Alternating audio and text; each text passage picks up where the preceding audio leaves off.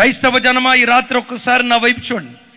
జీవితంలో ఏం కోల్పోయి రాత్రి స్థలానికి వచ్చావో ఒక్కసారి ఆలోచించాం. ఖచ్చితంగా ఈ రాత్రి నేను చెప్తున్నాను, నేను చెప్పినట్లుగా నువ్వు చేయగలిగితే ఏం పోగొట్టుకున్నావో పోగొట్టుకున్నది పొందుకునే రాత్రిగా ఈ రాత్రి దేవుడు చేయబోతున్నాడు. ఏం కోల్పోయి వచ్చావో, ఆరోగ్యాన్ని కోల్పోయావేమో, పరువు ప్రతిష్టలు కోల్పోయావేమో, ఆత్మీయ జీవితాన్ని కోల్పోయావేమో, పరిశుద్ధతను కోల్పోయావేమో, ప్రార్థనా జీవితాన్ని కోల్పోయావేమో, పరిశుద్ధాత్మ అభిషేకాన్ని కోల్పోయావేమో, ఓ బలమైన సేవను కోల్పోయావేమో.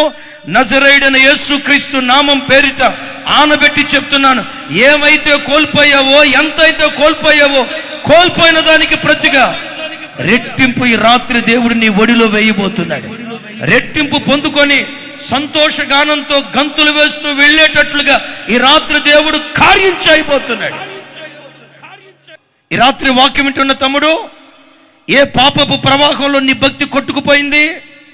త్రాగుడా, సెల్ ఫోన్లో బెట్టింగా, అశ్లీలమైన బూతు బొమ్మలా, దొంగతనమా, వడ్డీ వ్యాపారమా, లంచగొండితనమా?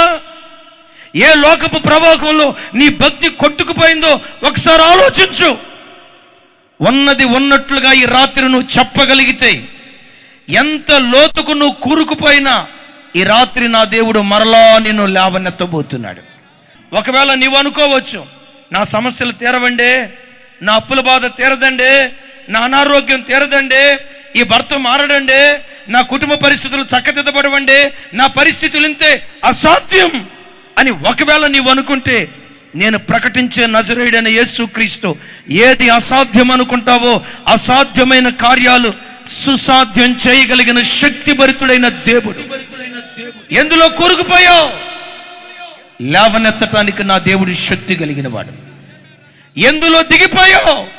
ఎందులో నీ పరిస్థితి దిగజారిపోయింది? ఏ ఊపిలోనూ కూరుకుపోయావు?